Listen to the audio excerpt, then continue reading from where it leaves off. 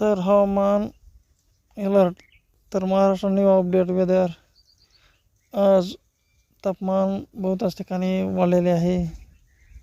पुढचे 3 ते 4 दिवस संकटाचे राज्याच्या काही भागात येलो अलर्ट जाहीर केला आहे.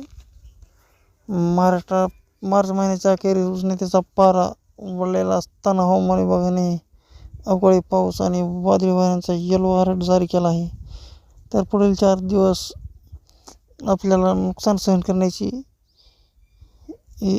ताकद यावी. मराठवाडा व विदर्भात हलक्या व मध्यम पावसाची शक्यता आहे. वातावरण दमट आहे.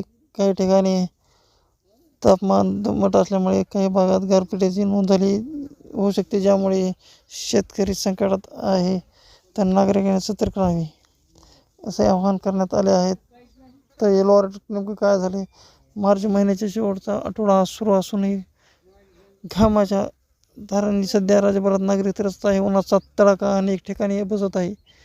तर नागरिकांनी बीड जिल्हा व धाराशिव, लातूर या ठिकाणी काही ठिकाणी दमट आले तर पश्चिम महाराष्ट्रात तापमान वाढलेले आहे. मात्र असं असलं तरी या काही ठिकाणी हवामानाची टोकाची परिस्थिती जाणवत आहे.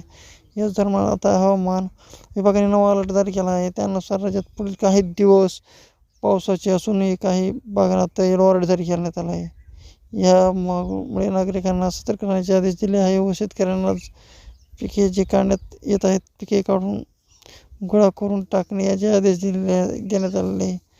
तर हवामान बहुतांश ठिकाणी तर दमटच आहे असे वर्तवण्यात येत आहे. तर धन्यवाद.